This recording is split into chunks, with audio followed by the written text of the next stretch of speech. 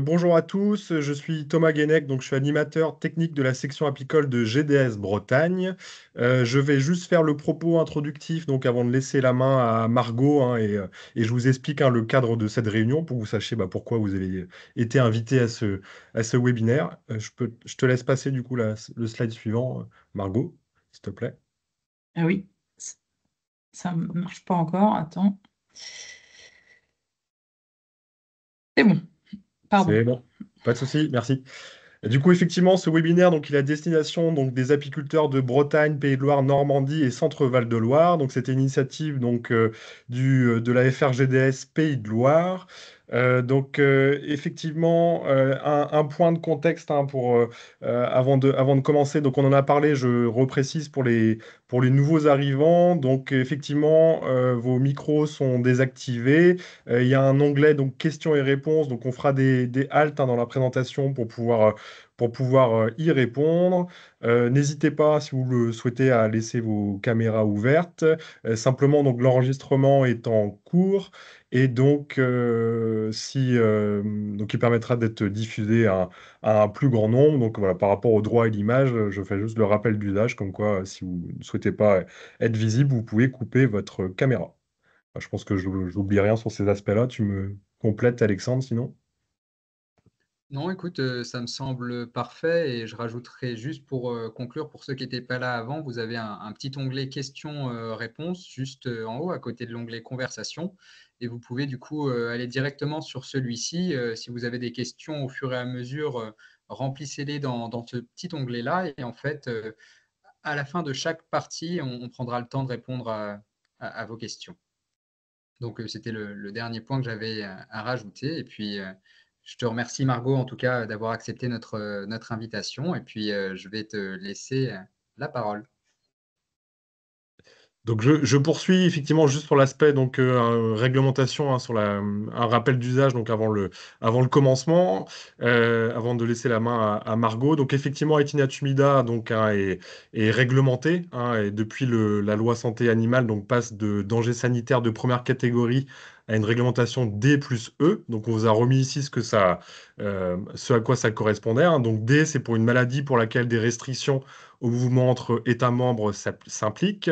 Et E, donc, c'est une maladie qui est soumise à surveillance. Donc, ça, c'est pour le rappel niveau réglementation. Donc, ça reste du coup, Aetina tumida reste du coup à déclaration obligatoire et les mesures de lutte incombent à l'État. Je te laisse passer le slide suivant, Margot. Donc, pour ceux qui sont impliqués dans le cadre de vos réseaux, donc GDSA ou GDS, vous avez eu l'information, hein, comme quoi on a un programme sanitaire d'intérêt collectif, hein, qui est en cours de construction. Donc, sur le volet prévention Aetina tumida, exclusivement. Donc, ce PESIC, il est animé par GDS France et il est porté par toute la filière apicole. Et en fait, les objectifs de ce PESIC, donc il y en a plusieurs, on vous les a remis ici, hein. Donc, c'est déjà de connaître le petit coléoptère des ruches, de réduire les risques d'introduction, hein, donc du PCR, donc pour les zones indemnes, hein. La France métropolitaine en fait partie. Margot reparlera, hein, de sa diffusion, son implantation à travers le monde. Objectif 3, donc renforcer la surveillance pour améliorer les capacités de détection précoce donc en amont d'une introduction. Donc c'est aussi l'objet, hein, de ce webinaire, hein, c'est de vous sensibiliser via le retour de la réunion et de vous former pour que cette surveillance soit le plus efficace possible, de préparer au bon déroulement du plan d'intervention sanitaire d'urgence, donc ça va être évoqué aussi dans la présentation, et objectif 5 donc de SPESIC, hein, donc c'est de préparer à la gestion d'Aetina tumida. Donc là, c'est plutôt en cas de non-succès de l'éradication, mais on n'en est pas là. En cas d'introduction, si ça doit arriver en France métropolitaine, l'objectif premier, hein, donc c'est de l'éradiquer. Mais ça n'empêche pas de commencer à réfléchir à sa gestion si nécessaire. Voilà, au global sur les PESIC, hein, c'est pas quelque chose qui est propre à l'apiculture, hein, c'est multifilière. Les discussions sont engagées entre l'État et les différentes filières pour adopter son décret pour pouvoir permettre ce nouveau cadre réglementaire. Et donc, pour poursuivre sur l'introduction, je vous l'ai dit, hein, donc Aetina tumida reste réglementé et donc soumis à déclaration obligatoire, donc pour toute suspicion et foyer, hein, j'insiste là-dessus, c'est vraiment très important, hein, qu'on soit tous sensibilisés et formés du coup pour pouvoir agir le plus tôt possible en cas de détection. On l'a dit, les mesures de lutte donc, sont obligatoires et relèvent de la responsabilité de l'État. Et donc l'objectif en France métropolitaine reste de l'éradiquer en cas d'introduction. Je laisse passer. Et donc voilà, concrètement, du coup, pourquoi on vous propose ce webinaire, hein, donc, qui est à destination d'apiculteurs de France métropolitaine. Donc effectivement, Margot va en parler, hein, de l'implantation du PCR à travers le globe. On a quand même donc la présence d'Aitina Tchmida depuis 2014 en Calabre et depuis 2022 donc sur l'île de la Réunion. Donc on a un contexte, hein, qui renforce les risques d'introduction sur la France métropolitaine, hein, notamment par les échanges commerciaux avec la Réunion. Ça peut être aussi une possibilité, hein, même si on a quand même une frontière douanière. Voilà, l'objectif, c'était de s'appuyer sur l'expérience réunionnaise pour sensibiliser un maximum d'apiculteurs. Donc, on en reparlera après concrètement de ce que ça implique pour la France en conclusion. Donc, je te laisse la main, Margot, à ce niveau-là. Oui, bonsoir. Donc Margot Camoin, donc je suis vétérinaire conseil apicole au GDS de La Réunion depuis janvier 2023. Donc je suis arrivée en cours de crise petit coléoptère. Et donc avant de passer à la partie sur le petit coléoptère, je vais vous parler rapidement de l'apiculture à La Réunion, parce que donc c'est pas tout à fait les mêmes caractéristiques que l'apiculture métropolitaine. Donc en 2024, on a 26 000 ruches déclarées pour près de 700 apiculteurs. Et il y a beaucoup d'apiculteurs pluriactifs, aussi beaucoup d'apiculteurs loisirs et une petite centaine d'apiculteurs pro. Et il faut noter que dans les dom-toms, le statut d'apiculteur pro, il est différent de celui de métropole. C'est plus de 60 ruches seulement. Donc la Réunion, c'est une île tropicale, donc il fait relativement chaud toute l'année et de ce fait, on n'a pas d'arrêt de ponte pendant l'hiver. Il y a quand même une saison qui est moins propice à l'apiculture, mais les rennes continuent à pondre, donc ce qui pose déjà problème, qui posait déjà problème pour la gestion du varroa et qui, on va le voir après, est plutôt favorable pour le développement du petit coléoptère. C'est aussi une apiculture qui est transhumante et ça va avoir des conséquences donc notamment dans les mesures qui ont été appliquées ou comment les mesures ont été plus ou moins bien appliquées dans le plan d'éradication, puisque donc les apiculteurs ont l'habitude de bouger leurs ruches pour aller notamment sur le bérose et sur le litchi, mais aussi sur des plus petites mielées, donc jouvence, fleurs jaunes, je ne vais pas tout citer. L'autre différence qu'il y a avec la métropole, c'est que l'abeille à La Réunion, c'est pas une abeille européenne qui a été introduite, comme c'est le cas par exemple en Nouvelle-Calédonie ou en Australie.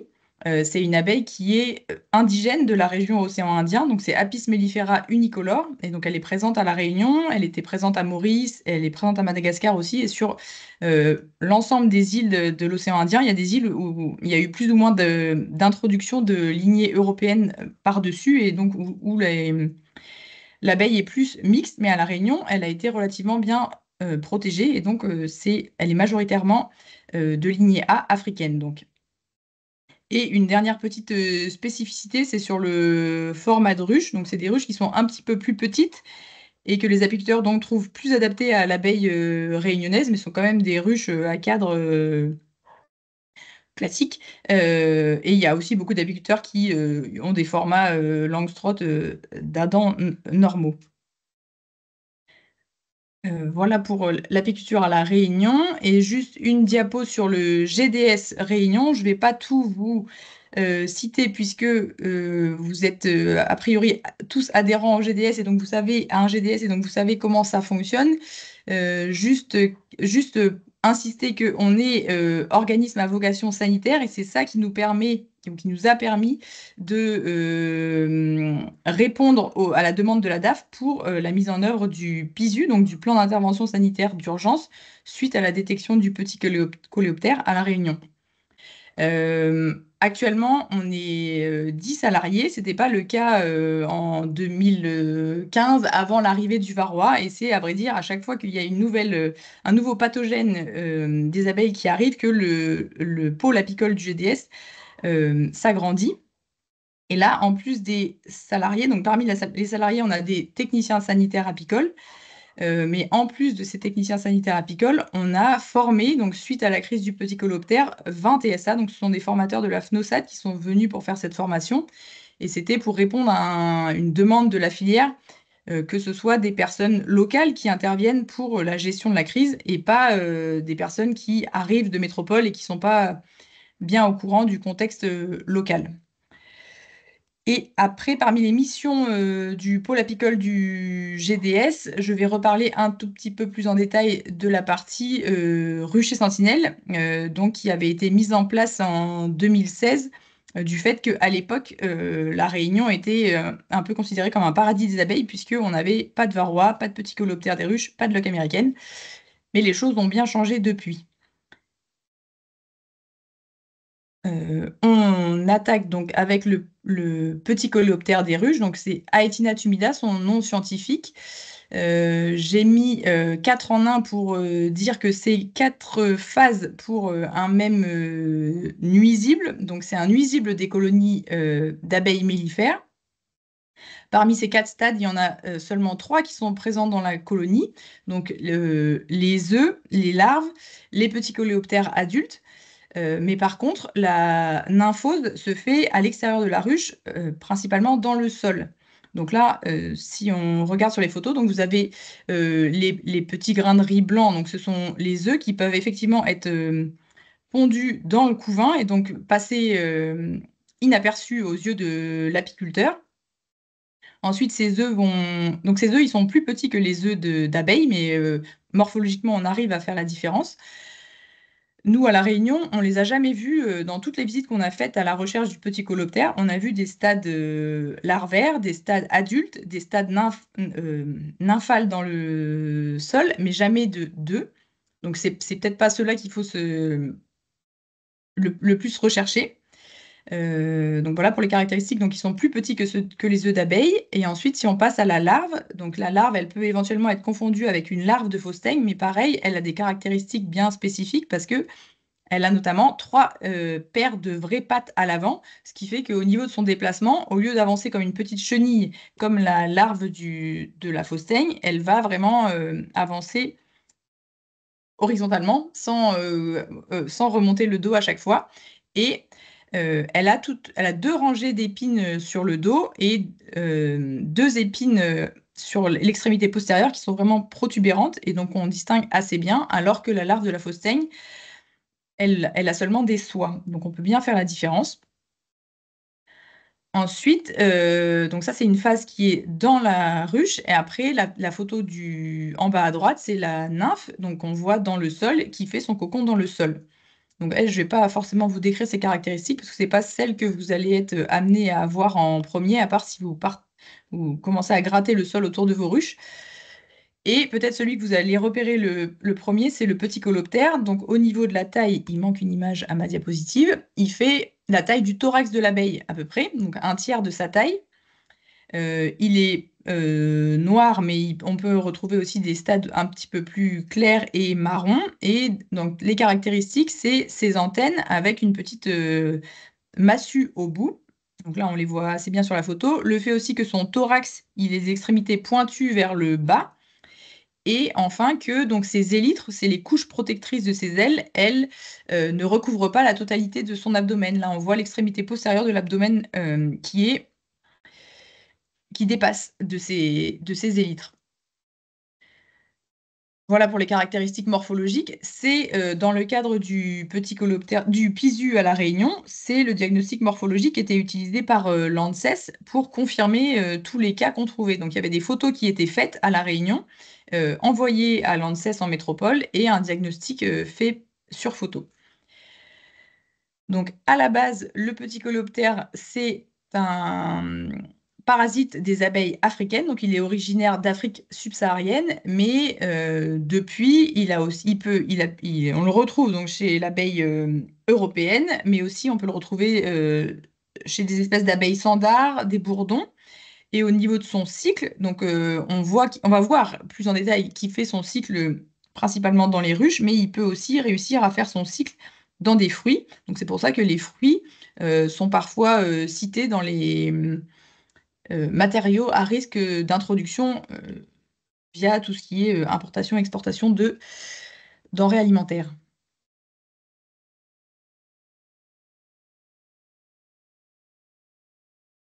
Ah bon, je sais pas, c'était pas cette diapo-là. Cette diapo-là, je ne sais pas pourquoi elle était là. Ce que je voulais vous montrer, c'était la vidéo. Donc, pour que vous voyez, maintenant que vous l'avez vu en photo, le petit coléoptère en déplacement.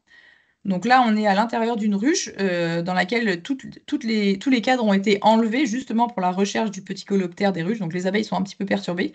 Et on voit que elles ne font pas trop cas du petit coléoptère qui se promène assez librement.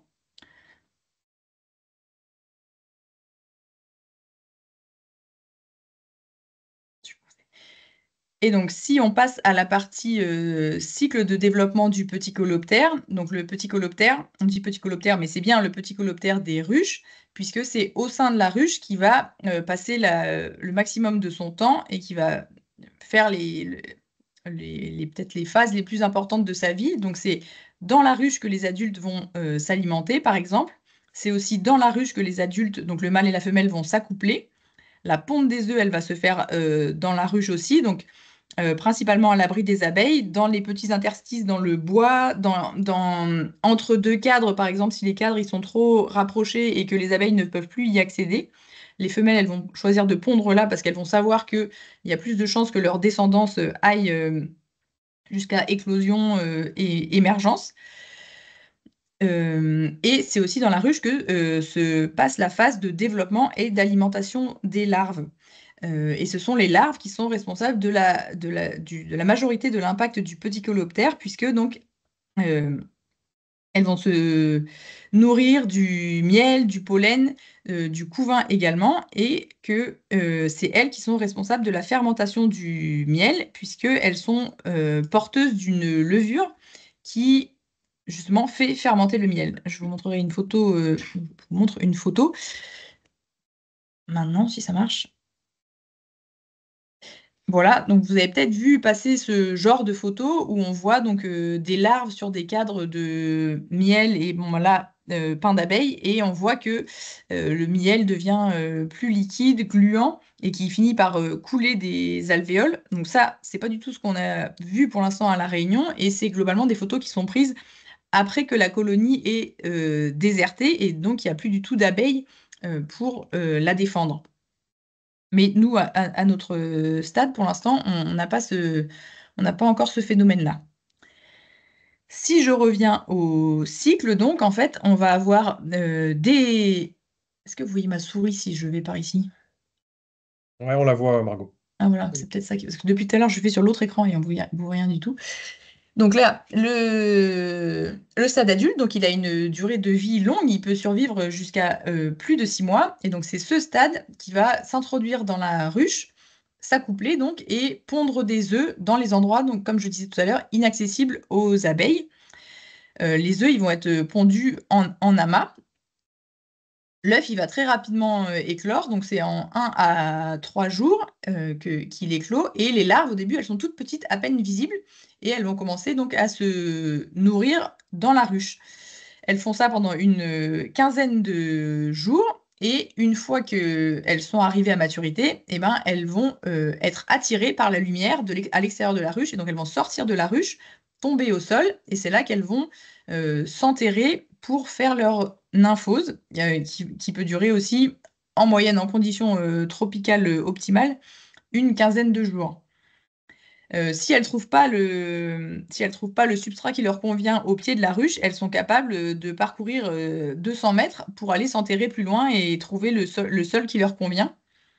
Donc c'est pas le stade le plus facile à gérer, enfin, c'est pas le stade sur lequel on va baser la majorité des efforts de lutte parce il est pas facilement, parce qu'il peut aller très loin, il peut aller plus loin de la ruche, donc c'est pas facile de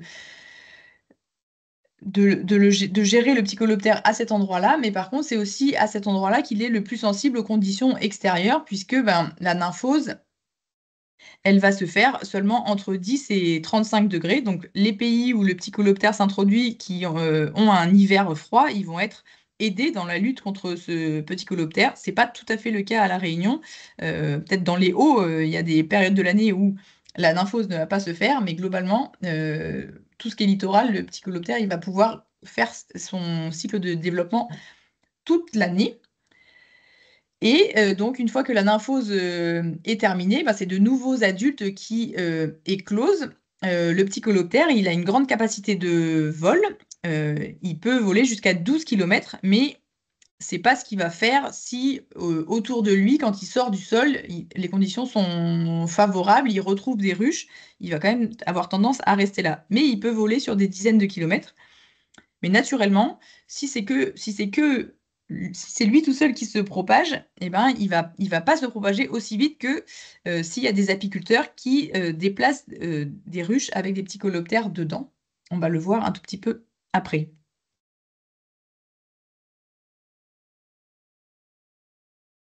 Oui, et peut-être ce que je peux rajouter, c'est oui, donc c'est la nymphose qui est sensible aux conditions extérieures et de ce fait, le ptycoloptère adulte va choisir d'aller s'installer dans des ruches qui sont plutôt dans des endroits forestiers, à l'ombre, puisqu'il va savoir que là, le sol est plus favorable à ce que sa descendance fasse sa nymphose. Donc, par exemple, dans les mesures d'adaptation des apiculteurs dans les zones où le ptycoloptère est présent, il va y avoir l'installation de ruchers sur des sols bien secs, plutôt au soleil, plutôt que dans des zones forestières où le sol est bien riche, souple, avec des feuilles en décomposition.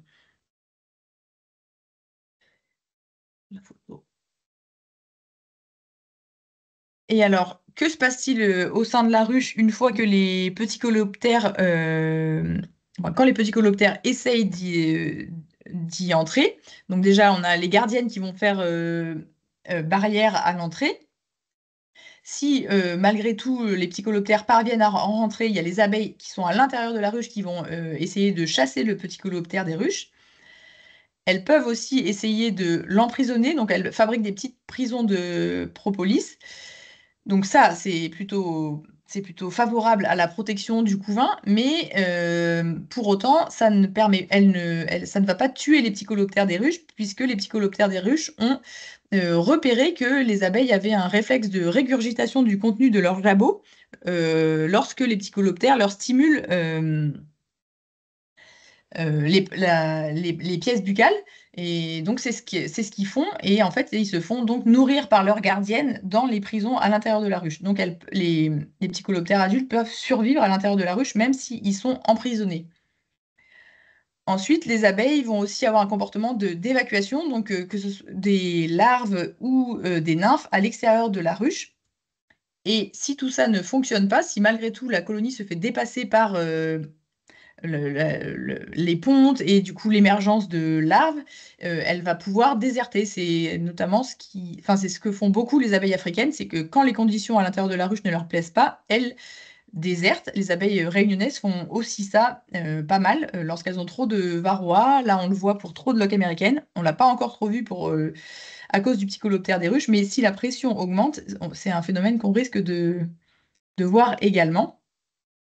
Et de son côté, lui, le ptycoloptère, ce qu'il va pouvoir faire pour optimiser ses capacités de ponte au sein de la ruche et pour faire en sorte que sa descendance aille à maturité, c'est qu'il va pouvoir avoir une stratégie de sit and wait. Donc, en français, il s'assied et il attend. Et donc les femelles, elles vont attendre pour pondre massivement que la colonie s'affaiblisse et qu'il y ait moins d'abeilles pour évacuer les larves ou chasser les ptycoloptères adultes. Donc c'est quand la colonie s'affaiblit qu'il y a une ponte massive et que derrière, la colonie n'est plus capable de gérer et donc va éventuellement déserter. L'autre chose dont je n'ai pas parlé, là, c'est la posture de la tortue. Ça, c'est quand les ptycoloptères adultes se font agresser un peu par les abeilles. Donc, ils se mettent en forme de tortue, ils rentrent tous, les pattes, les antennes, la tête. Et à ce moment-là, ils sont moins susceptibles aux agressions des abeilles.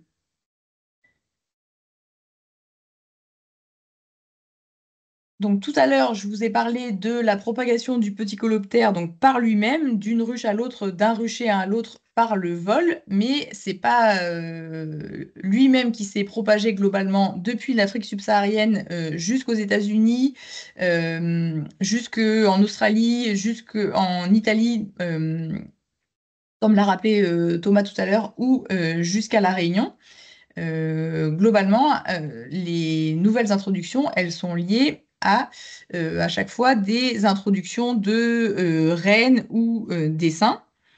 Ça, c'est les cas où vraiment on a pu élucider l'origine. Et après, il y a une étude un petit peu récente qui est sortie et qui a montré le parallèle entre les flux de cire dans le monde et les mouvements des différentes souches de petits coloptères.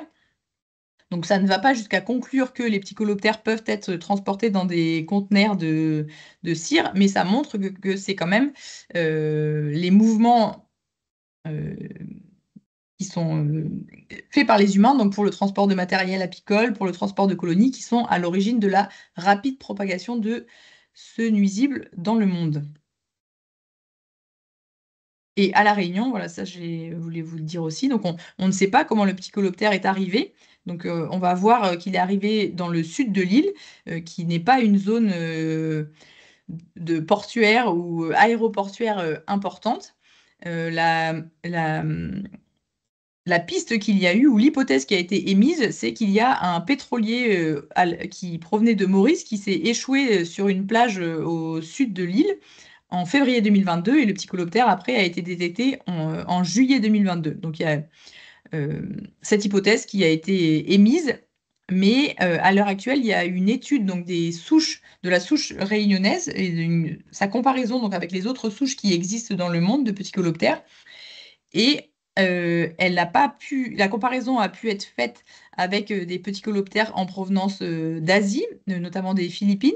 Et donc la souche est similaire, mais par contre, elle n'a pas pu être comparée avec les petits coloptères de Maurice, puisqu'il n'y avait pas de... La séquence d'ADN du petit coloptère de Maurice n'était pas encore connue. Mais normalement, c'est un travail que l'ANSES a fait et les résultats devraient sortir bientôt. Donc on saura si le petit coloptère réunionnais est vraiment proche de celui de Maurice. Et donc ça, peut-être confirmera cette hypothèse d'introduction via le pétrolier échoué qui devait peut-être donc être porteur d'un essaim.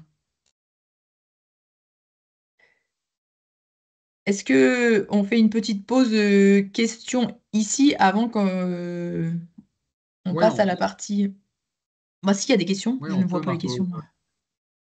Écoute, pour l'instant, tu y as plutôt répondu. En fait, il y avait une question justement sur leur sol favori et s'il y avait des sols hostiles justement à Etina Tumida, s'il y avait déjà des études réalisées là-dessus ou si vous aviez des connaissances à ce sujet-là. Oui, bah donc globalement, ils préfèrent les sols forestiers souples et humides. Mais après, à l'inverse, si c'est trop humide, et il y a des études qui sont faites en ce sens, d'essayer d'inonder les sols pour justement empêcher la nymphose. Ça, il y a des gens qui travaillent dessus, mais c'est pas hyper pratique d'essayer d'inonder un sol autour d'un rucher comme méthode de gestion. Donc trop d'humidité, c'est pas favorable à la nymphose. Trop sec non plus. Mais d'un autre côté, j'ai quand même eu un retour d'une apicultrice d'Hawaï, où le petit coloptère est présent, qui disait que même sur des sols volcaniques, donc très secs, et ben le petit coloptère arrive à faire sa nymphose. Et je crois que même au laboratoire, ils arrivent à faire leur nymphose sur des feuilles de papier. Donc ils sont quand même assez... ils arrivent assez facilement à faire leur nymphose, même si le sol n'est pas idéal pour eux. Ok. On avait également une question par rapport aux déclarations, si on pouvait passer par OMA, si justement on diagnostiquait Aetina tumida dans les colonies. Thomas y a déjà répondu partiellement. Il me semble que ce sera l'objet aussi de ta conclusion, donc on pourra peut-être revenir à cette question-là plus tard. Et pour le moment, écoute, je ne vois pas d'autres questions, mais j'en profite pour vous réengager. Si vous avez la Si, moindre si, interrogation, n'hésitez pas. t'en as un peu plus haut, Alexandre. Là, il y a une question du coup il y a une question du coup sur la, si on, donc là, je la livre telle quelle. Si on pose la ruche sur un bain, eau ou huile, la larve ne pourra pas trouver un substrat pour s'enterrer. Bon, c'est pas une question en tant que telle, c'était plutôt une réflexion. Mais est-ce que ça a déjà été envisagé à La Réunion de surélever les ruches sur un bain de n'importe quelle nature? Alors, à La Réunion, pas forcément, parce que pour l'instant, enfin, on va le voir après, on n'a pas des niveaux d'infestation très très élevés. Mais dans d'autres pays, il y a des pièges à larves qui ont été designés. Ils n'ont pas été commercialisés, à ma connaissance. C'est juste des prototypes qui sont sortis où en fait, on met comme un petit bac, un peu comme une trappe à pollen, là, enfin comme un tiroir à pollen, mais sauf que il est rempli d'huile et il y a une toute petite fente qui fait que les abeilles ne peuvent pas tomber dedans quand elles reviennent à la ruche ou quand elles sortent de la ruche. Mais par contre, les larves, quand elles vont sortir de la ruche, elles vont tomber dans ce petit bain d'huile et donc mourir. Euh, mais ça a pas été commercialisé et les retours que j'ai eus a posteriori de chercheurs qui travaillent sur le psycholoptère des ruches, c'est que les larves, elles ont la capacité elles sont très résistantes et elles ont la capacité de s'agglutiner dans un coin pour se monter les unes sur les autres et finir par réussir à sortir. Et donc, si on n'a pas vraiment un gros bac et que on renouvelle le liquide très régulièrement pour pas que ça s'évapore, pour pas qu'il y ait de débris qui tombent dedans, eh bien, il y a quand même, malgré tout, des larves qui vont réussir à sortir et donc à continuer le cycle du psycholoptère, pardon. Ok, bah, j'ai partagé la photo de ce fameux bac dans le Ah chat voilà, si jamais certains veulent la consulter. Il y avait une autre parfait, question merci. du coup, c'était si je mets sous mes ruches des bâches plastiques du type bâche d'ensilage, cela empêche-t-il la larve de rentrer dans le sol? Alors, c'est possible, mais ça veut dire qu'il faut bâcher sur une suffisamment grande surface ou qu'au bout de la bâche, il y a un petit rebord qui empêche les larves de sortir de la bâche et finir par trouver le sol. Il y a cette problématique-là. Et l'autre problématique, c'est que quand même, les larves, elles arrivent à manger le plastique. Donc nous, quand par exemple on récupérait du matériel infecté par le psycholoptère avec des larves, donc des cadres avec des larves dedans, il faut doubler le plastique parce que sinon, doubler le sac plastique parce que sinon il traverse. Ok, merci. De rien. Bah, Bah, écoute, je c'était tout pense du que coup pour pour les les questions, questions à ce on stade, ouais. on a fait le tour. Mais en tout cas, on vous réinvite à poser vos questions au fur et à mesure. N'hésitez vraiment pas et puis on y reviendra partie par partie. Margot, je te relaisse la main. Oui. Donc, on retourne à la Réunion et on fait un petit saut en arrière avant l'introduction du petit coloptère. Donc, c'est en 1978 que les importations d'abeilles sur l'île ont été interdites. Donc, c'était pour une raison de protection du statut sanitaire de l'île qui était très favorable à l'apiculture, mais aussi une mesure qui visait à conserver la génétique de l'abeille réunionnaise indigène. Donc. Ensuite, c'est seulement en 2016 que le GDS a mis en place un réseau SEA, donc c'est un réseau de ruchers sentinelles. Donc SEA, c'est pour surveillance épidémiologique des maladies des abeilles. Et le premier objectif, c'était la détection précoce du varroa. Donc là, les ruchers sentinelles, c'est les petites ruches vertes que vous voyez. Et donc, vous voyez, l'aéroport principal de l'île, il est tout au nord, et le port principal, il est au nord-ouest. Euh, C'est notamment le rucher sentinelle de Saint-Denis qui a permis de détecter l'introduction du varroa en 2017, pour dire que c'est un dispositif qui fonctionne.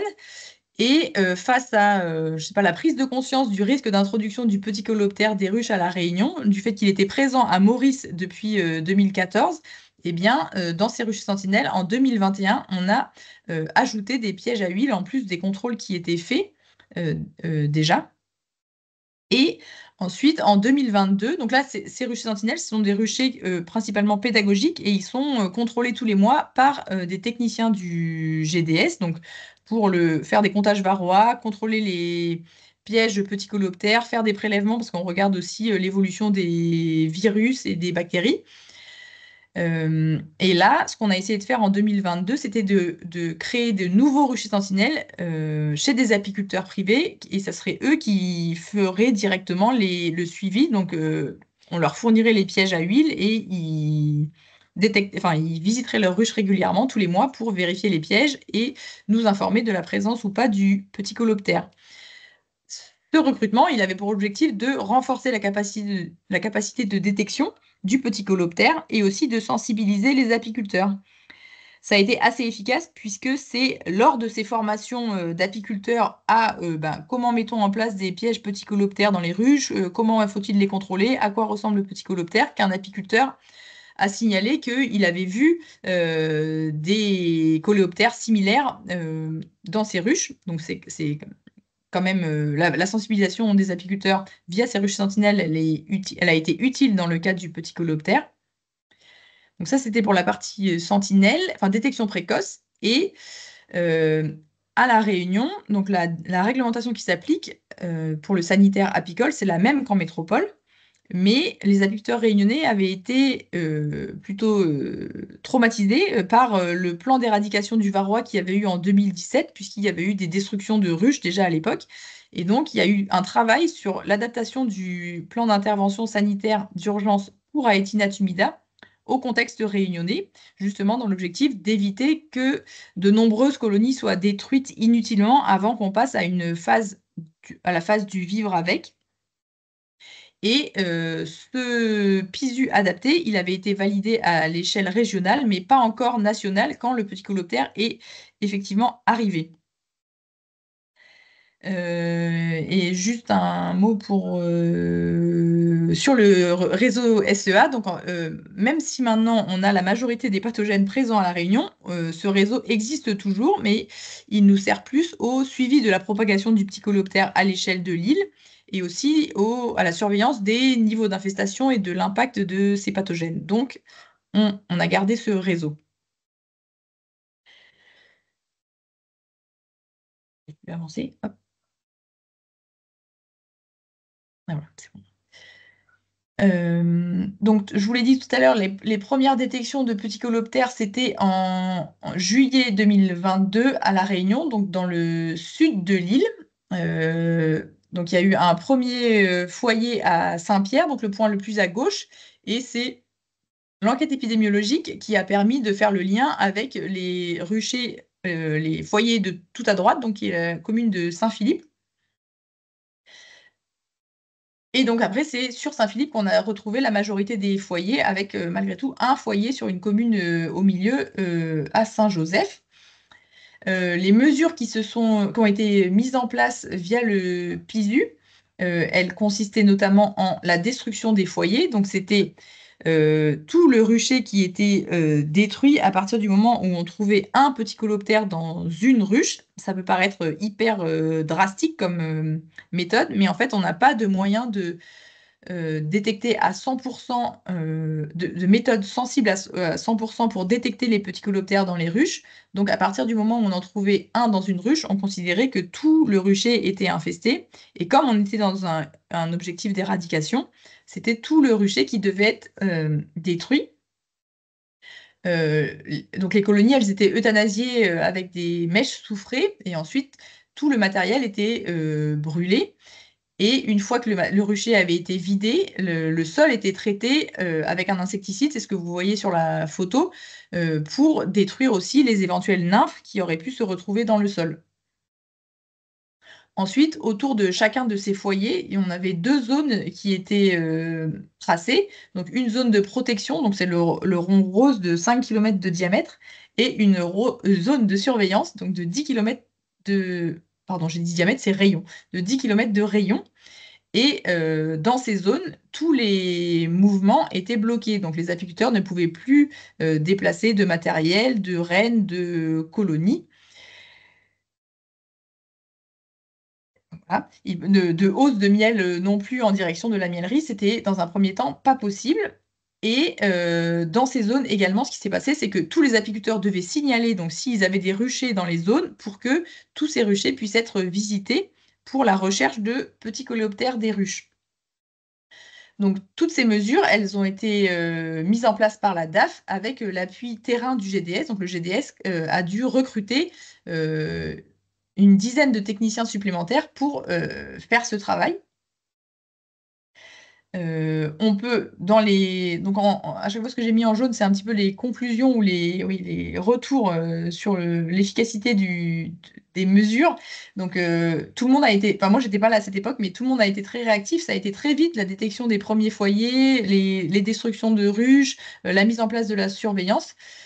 Euh, donc c'est la DAF, la DGAL, le GDS et l'ANSES pour tout ce qui était diagnostic. Il y a aussi eu de nombreuses saisines. L'ANSES a été consulté de nombreuses fois pour essayer de réorienter la stratégie.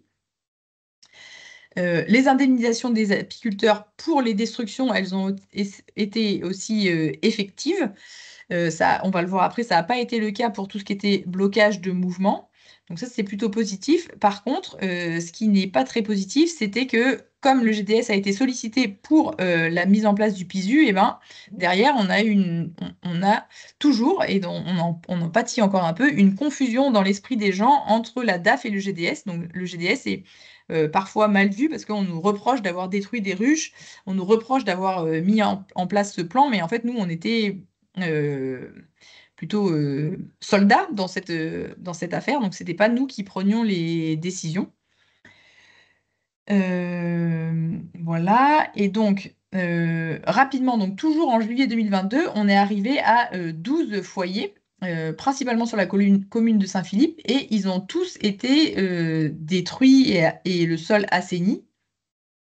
Et ensuite, pendant les 6 mois qui ont suivi, où on a fait de la prospection intensive dans les zones, donc il y a eu plus de 700 ruchers visités et 9000 colonies contrôlées, on n'a pas eu de nouvelles détections. Donc on était plutôt confiant que le Ptycoloptère avait été détecté précocement et qu'on était bien parti pour l'éradication.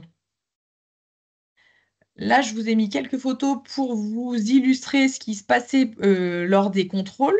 Donc, en fait, c'est un examen approfondi des colonies qui était fait. Donc, on venait avec une caisse vide dans laquelle on allait transvaser temporairement tous les cadres. On observait tous les cadres, on les transvasait dans la caisse d'à côté, dans la caisse vide. Et ensuite, on pouvait comme ça contrôler le fond de la ruche. Et ensuite, on repositionnait tous les cadres dans la ruche. Donc, quand il y avait qu'un corps, c'était une opération relativement rapide. Encore qu'il il faut être assez attentif, parce que le Ptycoloptère, on peut le retrouver à tous les étages. Donc, en levant le toit, en levant le couvre-cadre, en levant le nourrisseur, en levant chacun des cadres. Donc, ça prend du temps d'observer tout ça. Et ensuite, on replaçait tout. Une fois qu'on replaçait les cadres, on posait des pièges à huile dans les ruches. Et donc, ce qui voulait dire qu'on allait devoir revenir un mois après pour contrôler ces pièges à huile pour la présence de petits coloptères des ruches. Donc là, vous avez une photo où on voit l'intérieur d'un piège avec un individu qui ressemble à un petit coloptère des ruches. Et donc, dans ces cas-là, les techniciens devaient le prélever, le ramener au GDS pour qu'on prenne des photos et que l'ANSES puisse se prononcer sur la confirmation ou non.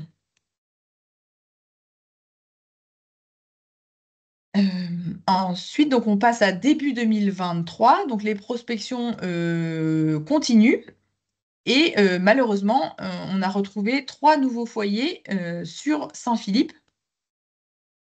Et à cette époque-là, on commençait déjà à avoir un ras-le-bol des apiculteurs, notamment tous ceux qui étaient bloqués dans les zones de protection et de surveillance, qui ne pouvaient donc pas transhumer sur le bérose ou sur le litchi.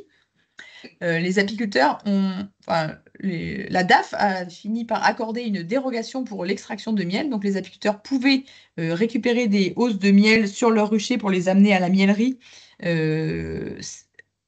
Pour les amener à la miellerie pour extraction, mais il fallait tout filmer, tout inspecter avant, après, et donc filmer toutes les hausses pendant le transport pour pas qu'il y ait de possibles sorties de petits coloptères pendant le trajet. Donc ça a été jugé très contraignant par les apiculteurs et très peu mis en place. Il y a aussi certains apiculteurs qui ont carrément abandonné leur rucher, puisque du fait de l'interdiction de déplacement de matériel apicole, elle a été interprétée au pied de la lettre, et c'est comme ça qu'elle est écrite dans la réglementation, hein. Les apiculteurs ont considéré que l'élève 4 l'enfumoir, c'est du matériel apicole, donc ils ne pouvaient pas le déplacer, donc ils ne pouvaient pas aller sur leur ruche, ils ne pouvaient pas aller faire des seins, ils ne pouvaient pas apporter de ruchettes, ils ne pouvaient pas renouveler de cadre. Donc ça a été mal pris, et ça n'était pas constructif, puisque du coup, ça laissait les colonies essaimer, et ce qui est propagation du Ptycoloptère des ruches. Donc là, maintenant, on est en gestion de la loque américaine et on a appris de nos erreurs. Donc l'obtention de dérogations pour les déplacements de ruches, pour le petit matériel, a été beaucoup simplifiée. Et donc c'est beaucoup mieux vécu de la part des apiculteurs que précédemment. À l'époque, donc pour les mesures de blocage des mouvements, elles ont été respectées par une grande partie des apiculteurs, mais pas par tous, notamment du fait qu'il n'y avait pas d'indemnisation pour les pertes indirectes. On a aussi regretté qu'il y ait beaucoup de fausses informations qui circulent. Il y a beaucoup de pages apicoles réunionnaises, enfin beaucoup de pages Facebook d'apiculteurs réunionnais, je vais y arriver, sur lesquelles il y a eu des fausses informations qui ont circulé, notamment le fait que le psychologue était déjà présent partout et donc que ça servait à rien de respecter les mesures de blocage. Ça n'a pas aidé à l'éradication. Et cette mauvaise circulation d'informations, elle était notamment due au fait que il n'y a pas eu assez de communication officielle, notamment de la part des autorités sanitaires. Nous, GDS, on était missionnés pour faire le travail de terrain, mais ce n'était pas nous qui devions communiquer sur les mesures. Et la DAF a choisi de communiquer à minima. Je ne vais pas revenir sur les raisons, mais avait choisi de communiquer à minima, ce qui laissait la place aux fausses informations. Néanmoins, il y a quand même un comité de suivi du PIDU qui a été créé par la DAF pour discuter avec l'ensemble des représentants de la filière apicole des mesures, des possibles dérogations pour justifier les décisions qui étaient prises. Donc ça a permis d'avancer un petit peu. Mais ce n'était pas suffisant, il aurait vraiment fallu un martelage médiatique et la surveillance des réseaux sociaux pour éviter cette circulation de fausses informations. Ensuite, en mars 2023, donc, face au ras-le-bol des apiculteurs, la DAF et le préfet ont finalement décidé d'alléger les mesures. Il y a notamment les 2 zones donc, qui étaient présentes avant sur Saint-Pierre et Saint-Joseph qui ont sauté puisqu'on n'avait pas retrouvé de foyer du tout dans ces zones-là. Et la zone de Saint-Philippe qui a été réduite à une seule grande zone de 10 km de rayon à l'intérieur de laquelle les mouvements étaient possibles et aussi les mouvements entrants étaient possibles alors que jusqu'à présent ils étaient interdits. Et donc ça a été fait malgré le fait qu'on ait retrouvé des foyers récents en début 2023. Et donc là, c'était déjà la fin de la tentative d'éradication. On va voir pourquoi. C'est que fin juin 2023, on a fini par aller voir dans les colonies sauvages, parce que Saint-Philippe, c'est une zone où il y a beaucoup de forêts, beaucoup de roches et de nombreuses colonies sauvages. Et donc, les apiculteurs nous alertaient déjà sur le fait que potentiellement ces colonies sauvages, elles pouvaient être contaminées par le petit coléoptère et qu'elles n'étaient ni éradiquées ni contrôlées. On ne pouvait pas contrôler leurs mouvements. Donc ça servait à rien de continuer à gérer le petit coléoptère dans les ruchers des apiculteurs si on n'allait pas voir ce qui se passait dans les colonies sauvages. C'est ce que la DAF a fini par nous demander de faire et donc le GDS est parti à la recherche de colonies sauvages aux alentours des foyers et sur 13 colonies trouvées, il y en a 6 qui étaient qui étaient infestées par des petits coléoptères des ruches. Donc ça a été un des premiers arguments en faveur du passage à la gestion. Et ensuite, en juillet 2023, de nouveaux foyers ont été détectés sur Saint-Philippe et ils présentaient des niveaux d'infestation les plus forts qu'on n'avait jamais vus jusqu'à maintenant. C'est la photo que vous voyez, donc avec des larves qui grouillent au-dessus d'un piège à huile. Et en fait, là, ils baignaient dans du candiprotéiné. L'apiculteur avait nourri au candiprotéiné et le candiprotéiné n'était pas accessible aux abeilles partout, puisqu'il y avait encore le sachet. Et donc, le candiprotéiné, c'est un substrat qui est utilisé au laboratoire pour élever des petits coléoptères des ruches. Donc, ils sont particulièrement friands les larves sont particulièrement friandes. Et si les abeilles n'y ont pas accès partout, eh ben, les œufs vont pouvoir éclore et les larves pulluler. Et donc, c'est ce qui s'était passé. C'est ce qui nous a permis de conclure que les chances d'éradication étaient moindres. Et ça a été entériné par la dernière saisine de l'ANSES, notamment du fait de la présence de psychologues dans les colonies sauvages. Suite à ça, la filière apicole soutenue par la filière agricole ont demandé officiellement et peut-être un peu plus fort que précédemment l'arrêt de la stratégie d'éradication qui a été officialisée à l'échelle nationale, ce qui veut dire que les textes qu'a cités Thomas en début de présentation ne s'appliquent plus à La Réunion. En- euh, il y en a encore, les textes européens continuent de s'appliquer, mais le texte français qui dit que le petit coléoptère est une maladie à éradication, lui ne s'applique plus à La Réunion.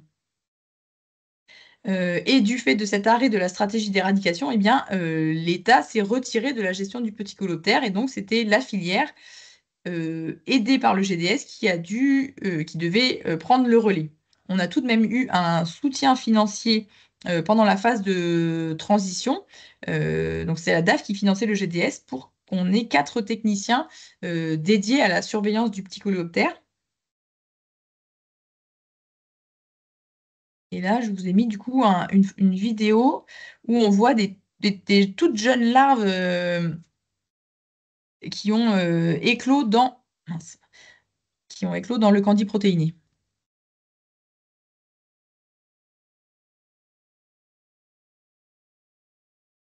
Et également quelques photos des actions donc pour aller, enfin de l'équipement qu'on avait pour aller chercher des petits coléoptères dans les colonies sauvages. Donc on avait fabriqué un aspirateur pour aller aspirer les débris au fond des cavités et on prélevait également des gaufres pour les inspecter. On a aussi placé des pièges dans les colonies sauvages et étonnamment, ça fonctionnait. Alors qu'on aurait pu penser que les psychoptères, ils avaient plein d'endroits euh, d'autres où aller que les pièges, mais non, on a quand même retrouvé des psychoptères dans les pièges. Et donc là, si on revient sur la partie réglementation, donc c'est ce que j'essayais de vous dire juste avant, ce qui s'applique encore à La Réunion, donc c'est la nouvelle loi européenne sur la santé animale qui classe le petit coléoptère en D+E. Donc ça, c'est toujours le cas à La Réunion. Par contre, le petit coléoptère n'est plus soumis à éradication. L'autre texte qui s'applique encore à La Réunion, c'est une décision européenne qui date de 2023 et qui a été prise du fait de la présence du psychoptère à La Réunion et qui vise à protéger l'Europe. L'Italie enfin, la Calabre fait aussi partie de cette décision d'exécution. Et donc, elle nous interdit d'exporter des abeilles, des produits apicoles non transformés ou des équipements apicoles vers l'Europe. Et elle nous oblige à la traçabilité des mouvements de ruches et de hausses de miel dans les 20 km autour des foyers. Et pour le respect de toutes ces mesures-là, eh bien, le GDS est encore conventionné par la DAF pour aller investiguer les nouveaux foyers ou comment dire, lister, enregistrer les mouvements de ruches et de hausses qui sont déclarés par les apiculteurs. Mais cette mesure, donc elle est effectivement obligatoire, mais elle est très peu respectée par les apiculteurs réunionnais, puisqu'ils la jugent trop contraignante, étant donné qu'ils transhument leurs ruches régulièrement, ils ne veulent pas déclarer leur mouvement de ruche.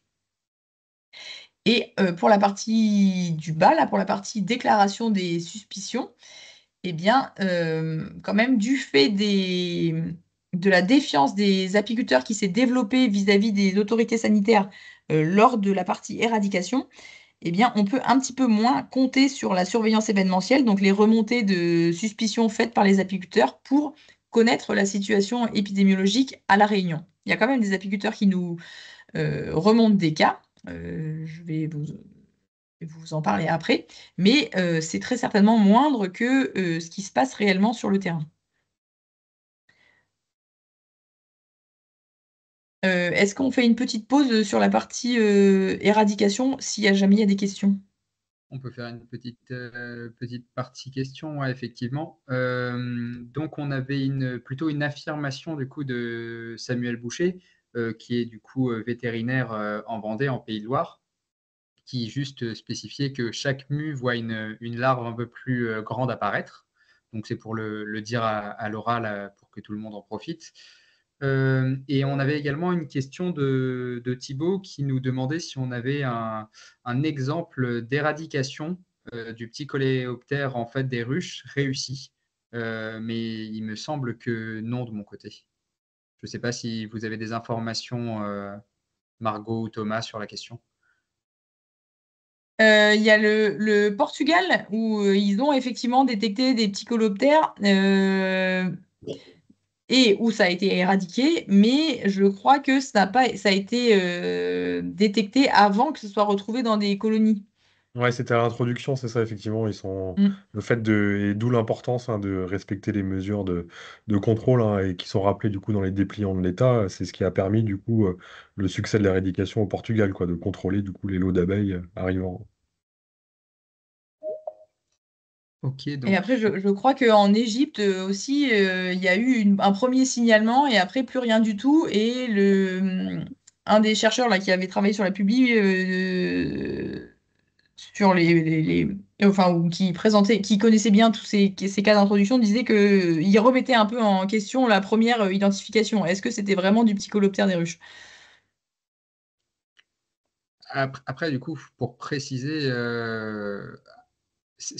on n'était pas développé au niveau d'avoir des petits coléoptères dans les ruches. Donc, c'est la, il y a eu de la prévoyance, mais on n'a pas vraiment eu non plus d'éradication alors qu'il était déjà implanté finalement.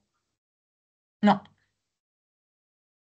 Alors, pour les autres questions, là, c'est plus une. Je ne sais pas si vous avez vu ça du coup à La Réunion, Margot, mais du coup, il y avait une petite interrogation sur le fait que si un rucher est entouré, par exemple, de poules, est-ce que du coup, bah, ça peut être efficace si les poules se nourrissent du coup des larves et des mues dans le sol? Oui, les poules, effectivement, c'est cité comme moyen de lutte possible. À La Réunion, les apiculteurs pensent que c'est aussi, enfin, parce que pour l'instant, donc on n'a pas un impact très important du psycholoptère.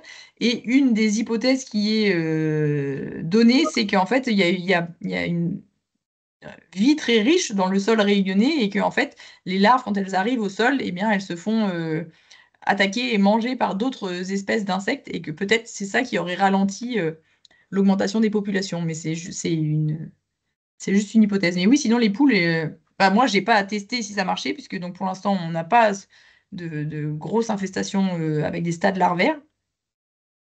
Donc je ne sais pas. Mais c'est cité dans la littérature, oui. On a également une autre question, mais je pense que tu y viendras après sur justement, est-ce que tu allais parler des types de pièges par la suite, justement pour le petit coléoptère? Oui, enfin, je parle pas. Oui, je vais en parler un petit peu. J'ai pas de diapo vraiment sur la gestion du psycholoptère, mais ça fait partie des choses qu'on teste pour mieux se préparer à la gestion du psycholoptère. Donc, je vais parler un petit peu des différents types de pièges qu'on a testés. Merci beaucoup, Margot. Et puis, on avait une dernière question également sur la situation actuelle en Italie du Sud, si on avait un peu plus d'informations sur la situation actuelle. En tout cas, ce n'est pas forcément mon cas. Je n'ai pas beaucoup d'informations à ce sujet-là. Eh bien, bah, j'ai une diapo sur l'Italie à la fin, mais je peux le dire maintenant. Enfin, j'ai pas un update récent du nombre de cas, mais ils ont toujours des mesures de gestion assez strictes. C'est que il y a déjà les mouvements sont bloqués dans toute la zone infestée. Ils ont mis en place tout un réseau de ruchers sentinelles autour de la zone infestée. Et à partir du moment, les apiculteurs ont l'obligation de piéger aussi. Et à partir du moment où ils trouvent des stades larvaires, normalement, il y a destruction de la colonie et traitement du sol. Donc il y a quand même des mesures assez drastiques qui sont encore en place. Mais par contre, moi, les retours que j'ai eus d'apiculteurs et des autorités sanitaires également, c'est que ils n'ont pas de cas de forte infestation avec fermentation du miel, attaque des hausses, comme on voit sur les photos qui circulent. Qu'avec leurs mesures de gestion un peu drastiques, ils arrivent à maintenir une pression petit faible. basse. Merci beaucoup Margot. Et puis du coup, une dernière question. Est-ce que tu connais justement l'interaction qu'il y aurait du coup entre le petit coléoptère et les fourmis? Est-ce que c'est quelque chose qui a été étudié à ta connaissance? L'hypothèse qui est faite à La Réunion, c'est que les fourmis attaqueraient les nymphes de petits coléoptères, parce que les nymphes, elles sont immobiles, elles ont un petit cocon, mais elles sont sans défense, et donc elles se feraient manger par les fourmis.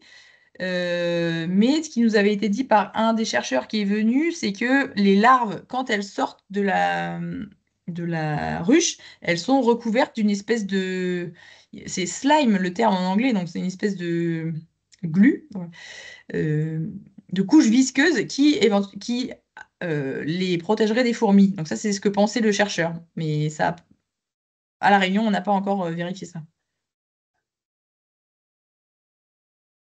Bah, écoute, merci beaucoup. Et puis, pour ceux qui veulent en savoir un peu plus sur la situation en Italie, il y a Monsieur Guillou qui a donné un lien que je viens de vérifier et du coup, sur lequel on peut en apprendre un peu plus sur la situation actuelle en Italie. Donc, pour ceux qui sont intéressés dans la partie conversation, il y aura le lien de disponible aussi si vous voulez vous renseigner.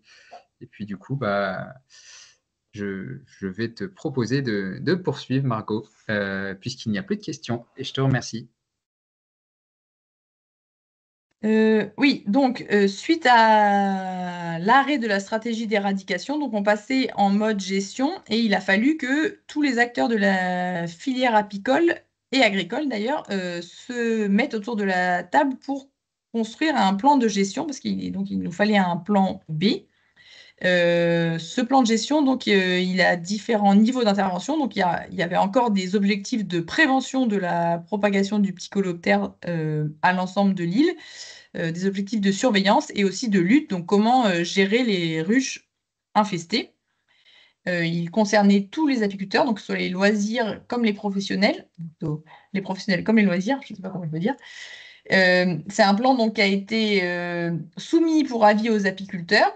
On avait la possibilité de retenir le format PESIC, donc plan sanitaire d'intérêt collectif, euh, mais il n'a pas été retenu par la filière, notamment parce que donc, un PESIC, ça veut dire euh, des financements, enfin, une partie du PESIC doit être financée par la filière, et la filière, et donc c'est les apiculteurs, et les apiculteurs avaient déjà été pas mal fragilisés financièrement à cause du plan d'éradication, donc ils n'étaient pas favorables à cet aspect-là.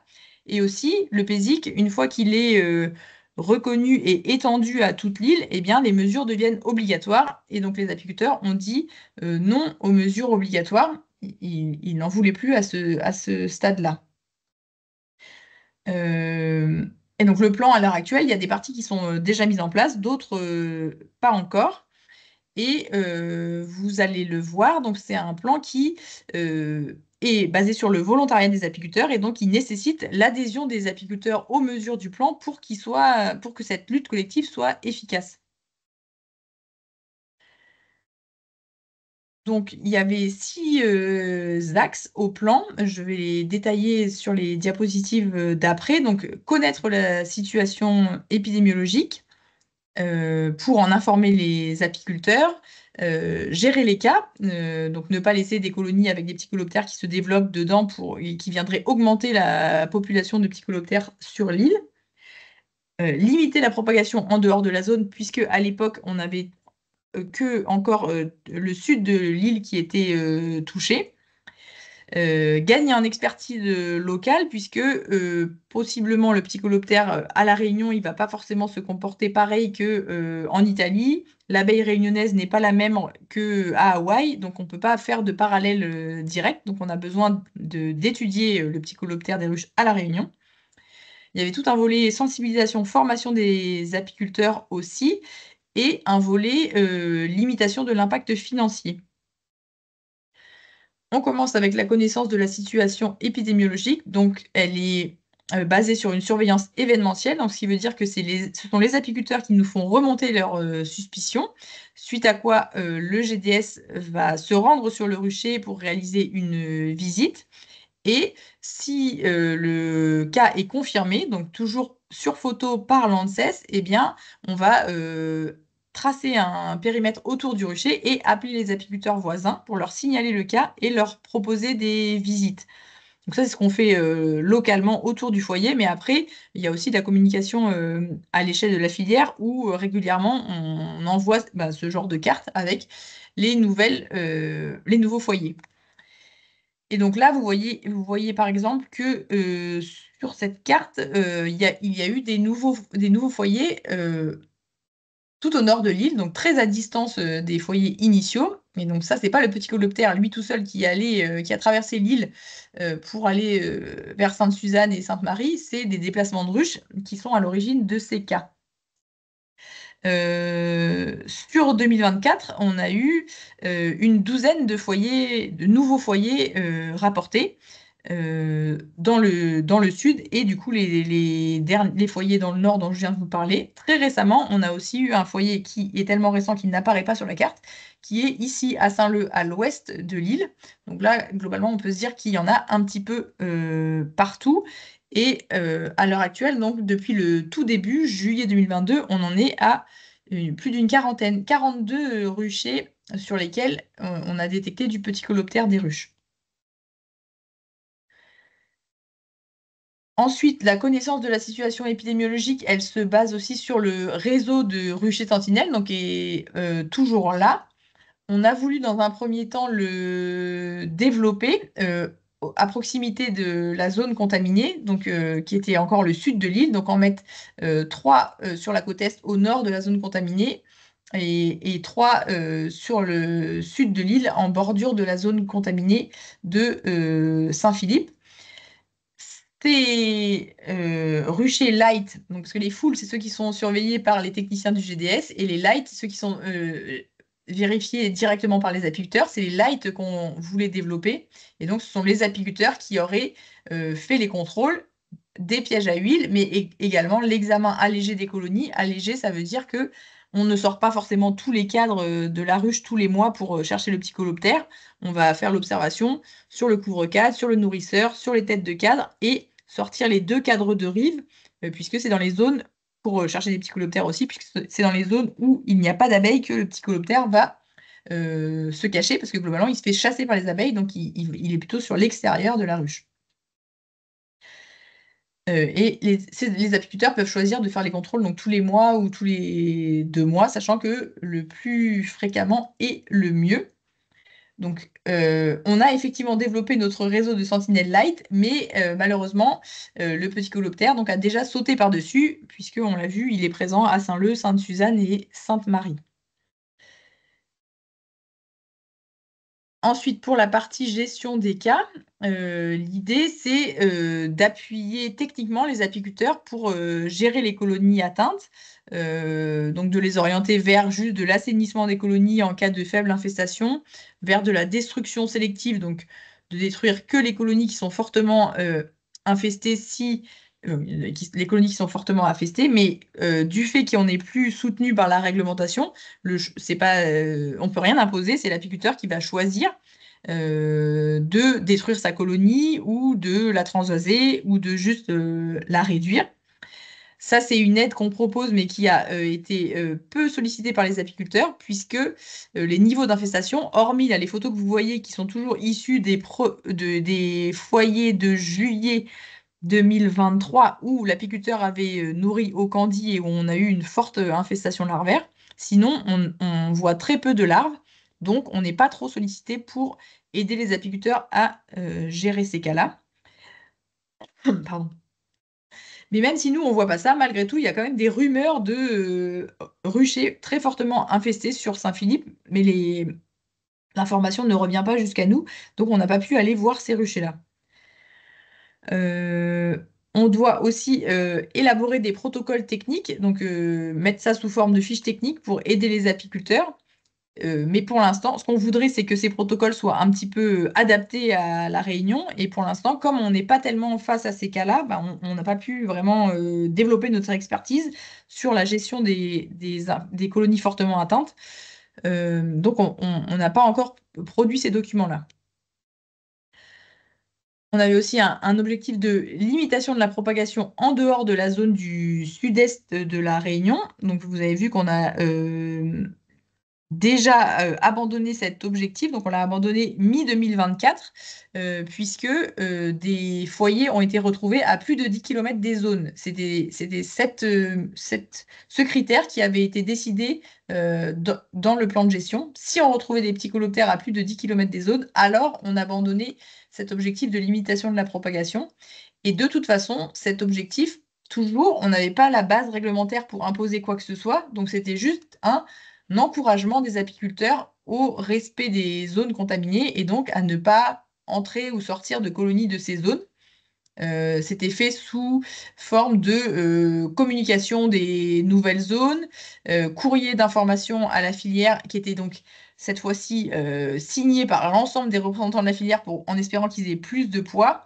On communiquait aussi pas mal sur Facebook et on faisait des formations pour diffuser ce message de limitation de la propagation, mais ça n'a est-ce que ça n'a pas été efficace ou est-ce qu'en fait le psychoptère avait déjà traversé l'île à ce moment-là? On ne le saura sûrement jamais. Mais voilà, cet objectif-là n'existe plus dans le plan de gestion. Ce qui aurait pu aider à la limitation de la propagation, ça aurait été si on avait pu obtenir des indemnisations pour les pertes de production des apiculteurs liées au blocage des ruches dans les zones contaminées. Donc ces demandes, elles ont été faites officiellement. C'est la chambre d'agriculture, pardon, qui s'est occupée de chiffrer les pertes des apiculteurs et de faire des demandes officielles, mais on n'a jamais eu de réponse positive. Et donc la conséquence de cet échec d'obtention d'indemnisation, on peut la voir dans le groupe de travail PESIC Prévention Aetina dont a parlé Thomas tout à l'heure, puisque c'est ce groupe qui a peut-être sollicité ou motivé encore plus la création d'une section apicole au FMSE en vue de pouvoir prendre en charge prendre en charge ces pertes de production liées à la mise en place d'un PISU. Donc c'est une bonne nouvelle. Si jamais le psychoptère arrive en métropole, il y aura potentiellement une possibilité d'indemnisation des pertes liées au blocage.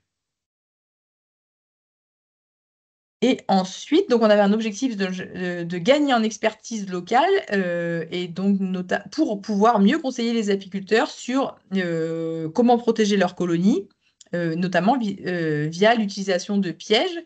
Donc on a mis en place des tests d'efficacité des différents pièges sur des ruchers contaminés qui n'avaient pas été éradiqués puisqu'on avait changé de stratégie. Il fallait que les apiculteurs soient volontaires et ils étaient conventionnés avec le GDS. On a pu tester les pièges à huile qui étaient utilisés dans le plan d'éradication également. Des pièges CD avec adhésif. Donc en fait, c'est une petite boîte noire qu'on met au fond de la ruche. La partie blanche, elle est adhésive. Au milieu, on va mettre un appât type candy protéiné. Et il y a des tout petits orifices sur le bord, là qu'on voit un petit peu, à travers lesquels le petit coléoptère va pouvoir rentrer, mais pas les abeilles. Ensuite, on a aussi testé les planchers à huile, donc qui se mettent au fond de la ruche, donc soit sur le plancher si on rehausse donc la caisse avec des petits tasseaux, ou sinon on peut faire fabriquer des planchers spécifiques dans lesquels on glisse ces tiroirs à huile par l'arrière. On a aussi testé les chiffonnettes. Et globalement, ce qu'on a trouvé le plus efficace, ce sont les pièges à huile intercadres. Puisque donc l'adhésif, les orifices sont vraiment trop petits et l'abeille réunionnaise, elle propollise beaucoup, donc ils étaient propolisés très rapidement. Et puis l'adhésif n'est pas très pratique, il colle au couvercle. Donc celui-là, on ne l'a pas trouvé efficace. Le plancher tiroir à huile, lui, on l'a trouvé assez efficace, parce que du coup, on n'a pas ce problème de propollisation, parce que la surface est très grande. Donc il reste efficace plus longtemps que les pièges à huile intercadres qui se font aussi propoliser. Et donc, ça demande du temps de travail en plus pour les apiculteurs de dépropoliser tous les petits orifices à chaque fois qu'ils ouvrent la ruche. Alors peut-être qu'en métropole, ce ne sera pas pareil, parce que l'abeille européenne propolise un peu moins. Mais ici, ça demande du travail aux apiculteurs.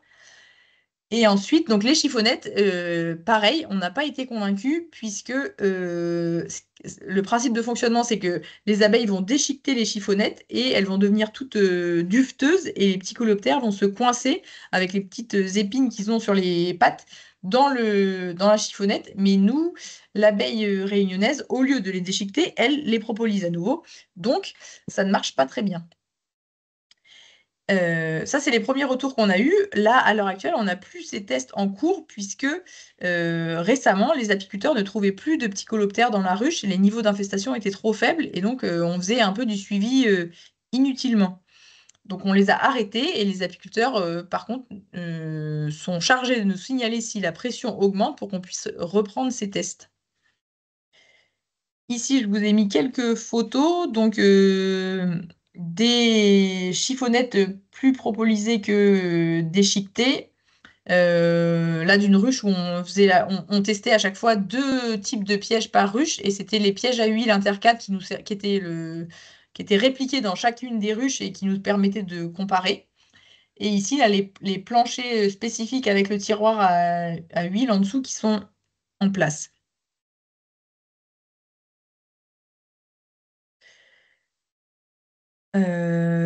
Ensuite, l'objectif du suivi qu'on faisait chez ces apiculteurs pour les tests d'efficacité, c'était aussi de voir l'évolution du niveau d'infestation et de regarder l'impact que ça avait sur les colonies. Est-ce qu'elles désertaient ou pas?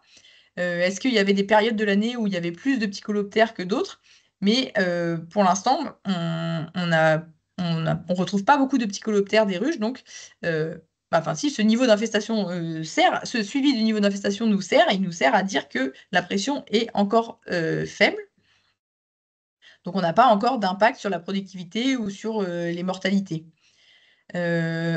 Donc ça, c'est ce que fait le GDS. On a aussi un partenariat avec le CIRAD pour plusieurs études. Celle qui a déjà été mise en place, c'est de tester des champignons entomopathogènes dans le sol, globalement, ce qui est plutôt contre les nymphes. Donc, ce qui est plutôt utilisé ou ce qui a plutôt été étudié, ce sont les nématodes entomopathogènes dans le sol, mais à La Réunion, ces nématodes ne sont pas présents. Et donc, il a été plutôt que d'introduire une nouvelle espèce sans connaître l'impact que ça allait avoir ou combien ça allait modifier l'écosystème, il a été décidé de tester ces champignons entomopathogènes qui sont déjà présents et utilisés contre le ver blanc de la canne à sucre. Donc pour l'instant, les tests ils ont été faits au laboratoire. C'est les petits graphiques que vous voyez ici, où on voit le pourcentage de mycose. Donc c'est différentes préparations commerciales qui ont été testées et on voit que donc c'est le Naturalis qui fonctionne le mieux, où il y a le plus de mycose. Donc c'est pas encore abouti ces tests. Il faut encore faire d'autres tests en laboratoire parce que là c'est des très fortes concentrations pour essayer de déterminer une concentration plus faible qui pourrait être utilisée dans le sol. Voilà, on a ce travail qui est fait avec le CIRAD et en partenariat avec l'ANSES, il est prévu qu'on leur envoie des débris de ruches infestées et pas infestées pour qu'ils puissent mettre en place une analyse génétique de recherche d'ADN de petits coléoptères dans les débris. Et c'est aussi l'ANSES qui travaille sur la détermination de l'origine du petit coléoptère qu'on a à La Réunion. Ici, je vous avais mis 2 vidéos qui sont issues des ruchers qu'on avait en suivi, là, où on voit quand même qu'on a des stades larvaires, là. Donc, c'est des tout petits stades larvaires. On est là sur un plancher ajouré. Donc, on voit qu'ils sont tout petits et les larves, elles étaient cachées sous le pollen. Il y avait une grosse entrée de pollen. Donc, dans ces cas-là, on a eu des larves, mais c'est rare. Et l'autre cas où on a eu des larves,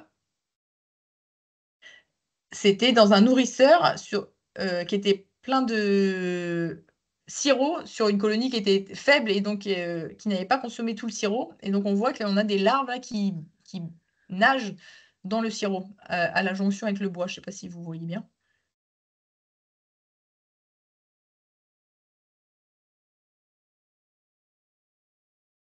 Et donc ça a coupé quand on était en train de regarder les vidéos, je ne me rappelle plus, c'est ça? Exactement, c'est à la suite de ta dernière vidéo où on voyait justement des larves nager dans le sirop. Donc je passe à la diapositive d'après. On te Sauf relaisse que la je main. n'y arrive pas.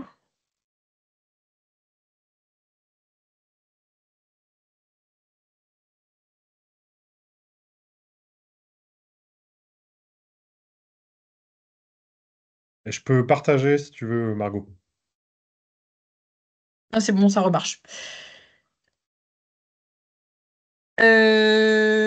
Donc ces études, on les a menées et on les mène encore donc pour progresser dans la connaissance du petit coloptère des ruches. Dans la même optique, on a eu deux experts qui sont venus à La Réunion et qui, pour nous parler du petit coloptère des ruches, pour aussi faire des présentations aux apiculteurs. Donc Peter Neumann et Marc-Olivier Schaffer. Et de notre côté, ben, on a essayé de contacter des techniciens, des apiculteurs, des chercheurs dans les différents pays où le psychoptère est présent. Donc Hawaï, Maurice, Madagascar, l'Australie, l'Italie. Et moi, j'ai pu aller à Maurice pour regarder un peu ce qui se passait au niveau du psychoptère des ruches. Et là, j'ai prévu d'aller aussi en Italie rencontrer donc, les autorités sanitaires et les apiculteurs pour pouvoir ramener cette expertise, enfin, oui, cette expertise à La Réunion. Euh, Voilà, je vais peut-être pas détailler beaucoup. J'ai parlé du fait que le GDS organisait des formations sur la détection et la gestion du petit coloptère des ruches pour les apiculteurs adhérents au GDS, mais aussi pour les apiculteurs adhérents à d'autres structures en passant par la structure. Là, sur 2023-2024, il y a plus d'une soixantaine d'apiculteurs qui ont été formés. On a également réalisé un tutoriel sur comment poser des pièges à huile, comment les contrôler. Je vous ai mis le lien sur la présentation, donc on ne va pas le regarder là parce que c'est un petit peu long, mais vous pourrez le consulter a posteriori. Quelques photos des formations. Et le dernier objectif, donc, c'était de limiter l'impact financier par les apiculteurs. Donc, on a abandonné la recherche de financement pour les indemnisations de pertes indirectes. Mais par contre, ce qu'on a pu obtenir pour 2024-2027, c'est une aide du conseil départemental pour l'achat de pièges. Donc, nous, on a demandé à ce que ça s'applique à deux types de pièges, ceux qu'on avait trouvés les plus efficaces dans nos tests. Donc, le piège tiroir à huile sur le plancher des ruches et les pièges intercadres à huile. C'est des aides qui sont accessibles à tous les apiculteurs. Et donc, le montant de prise en charge, il est de 75%. Le conseil départemental de La Réunion finance aussi une partie des traitements, enfin, sur le même modèle, il finance une partie des traitements contre le varroa. Mais à l'heure actuelle, comme on a des faibles niveaux d'infestation et peu d'impact, ça n'encourage pas les apiculteurs à s'équiper de pièges. Globalement, les apiculteurs, ils vont s'équiper à partir du moment où les apiculteurs d'une zone vont s'équiper à partir du moment où on retrouve des psycholoptères dans cette zone, mais pas forcément avant. Il y a une grande partie d'apiculteurs qui sont aussi équipés du fait de tous les contrôles qui ont été faits dans le cadre du PISU. Et cette diapositive-là, c'était juste pour revenir sur donc ce plan de gestion là que je vous ai présenté. Donc, il est basé sur le volontariat des apiculteurs et c'est une des raisons pour lesquelles l'ANSES, qui avait été saisi par la DGL pour l'évaluer, a refusé de le faire, puisque pour eux, on n'avait pas de certitude d'atteindre des objectifs, pas d'indicateur chiffré possible, puisque tout était basé sur le bénévolat. Donc il aurait peut-être fallu qu'on revienne sur un plan plus avec des mesures plus obligatoires pour qu'ils acceptent de l'évaluer et qu'on s'oriente vers un psych, mais ça n'a pas été le choix de la filière apicole réunionnaise. Donc on reste sur un plan dont l'efficacité est conditionnée par l'adhésion des apiculteurs et on n'a aucune sanction si les apiculteurs ne respectent pas les mesures du plan. Globalement, là, les niveaux d'infestation à La Réunion, ils font que les apiculteurs sont peu impliqués dans le plan. On a quand même des remontées de suspicion, mais qui sont pas très fréquentes. Et ah oui, l'exemple de Maurice, donc je peux vous toucher un mot de Maurice, même si on ne peut pas vraiment faire le parallèle avec la Réunion, puisque eux, ils ont une abeille africaine, mais sur laquelle derrière, il y a eu pas mal d'introductions d'abeilles européennes. Et puis la densité de ruches à Maurice, elle est bien moindre qu'à La Réunion, donc la propagation des maladies est aussi bien moindre. Mais pour eux, c'est pas le problème numéro un des apiculteurs. Certains apiculteurs ont adapté leurs pratiques dans le sens où ils ont mis leurs ruchers sur un sol caillouteux au soleil. Ils font des extractions dans la foulée de leur récolte. Ils stockent pas le miel parce que donc il y a un risque de développement de larves dans les hausses de miel. Mais globalement, ça leur pose pas trop de problèmes. Et moi, quand j'y étais, j'ai visité plusieurs ruchers et j'ai vu un petit coloptère sur une ruche. Donc c'est un des retours. C'est difficile de se faire une idée vraiment de l'impact que va avoir le petit coloptère. L'Italie, on en a déjà parlé tout à l'heure. Et en conclusion, à La Réunion, on ne pense pas être à l'équilibre. Il est encore très probable que la pression du psychoptère augmente encore, que le psychoptère se propage à toute l'île et que l'impact soit plus important que ce qu'on a actuellement. Dans les pays où il a été introduit, globalement, l'impact se faisait sentir au bout de 2 ans. Ça a été jusqu'à 4, je crois, en Australie, parce qu'ils ont eu une grosse période de sécheresse qui a ralenti le développement du psychoptère. Ici, à La Réunion, on est à plus de 2 ans post-introduction, et pour l'instant, on n'a pas beaucoup d'effets. Ce qu'on ne sait pas non plus, c'est quel va être l'effet du psychoptère combiné avec donc le varroa qui est là depuis 2017 et la loque américaine qui vient d'arriver. Mais en tout cas, la filière apicole a un rôle important à jouer dans la sensibilisation des apiculteurs, donc pour qu'ils prennent conscience de la menace qui est là. Et en ce qui nous concerne, maintenant c'est le cas, mais ça a été difficile d'arriver à cela, c'est d'avoir un message commun, c'est que chaque représentant de filière, enfin chaque organisation de la filière dise la même chose pour pas qu'on se contredise les uns les autres, parce que c'est pas efficace d'un point de vue communication, et aussi que pour les apiculteurs, il y ait un interlocuteur bien identifié à contacter en cas de suspicion, doute, question. Et en l'occurrence, à La Réunion, c'est le GDS qui a joué ce rôle-là.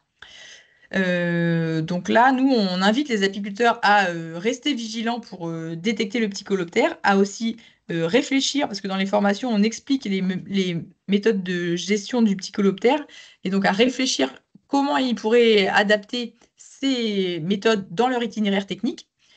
Et, on essaye de inviter les apiculteurs à ne pas se dire trop vite que le psychoptère, c'est pas important, ça va pas avoir d'impact et que c'est pas la peine de le gérer. Et de notre côté, on continue à étudier la chose pour pouvoir orienter les apiculteurs au mieux. Moi, j'ai fini pour ma conclusion et Ouais. il reste. Désolée, j'étais un petit peu plus longue que prévu. Ah bah non, mais pas de souci. Merci beaucoup, Margot. Et désolé de t'avoir pressé sur la fin. Donc oui, juste pour la partie, donc si on reprend par rapport à notre prisme donc, de France métropolitaine et en fonction de ce que Margot du coup a exposé, là, avec l'expérience de la Réunion. Donc effectivement, bah, c'est ce que tu as dit, c'est difficile de voir clair, mais on voit quand même qu'il y a des pays voient leur apiculture impactée par la gestion d'Aetina tumida. On a parlé d'extraction rapide des hausses, donc à l'issue de la mielée, le fait parfois d'adapter sa mielerie du coup avec chambre froide, de déshumidificateur. Donc ces choses-là elles sont quand même réelles. Et donc en échangeant avec Irène Demont, hein, qui est notre collègue donc, du GDS Occitanie, hein, qui travaille beaucoup sur les dangers exotiques, du coup, sa conclusion, c'était aussi bah, principe de précaution. Donc on a la réglementation hein, qui est affichée, on l'a dit, hein, de toute façon, si le PCR arrive en métropole, ça déclaration est obligatoire et la lutte est obligatoire donc par l'État. Mais tout de même, donc, ce qu'il faut se dire, c'est que c'est difficile d'y voir clair avant son introduction. Donc le principe de précaution, c'est que en cas d'introduction en France métropolitaine, en fait, on ne sait pas comment le petit coléoptère des ruches impacterait l'apiculture, parce que ça dépend fortement des conditions climatiques, hein. Margot en a parlé, hein, notamment par rapport à la nymphose, la nature des sols, et il y a aussi le point de l'interaction avec les autres dangers sanitaires qui est clé. Et donc, si on reprend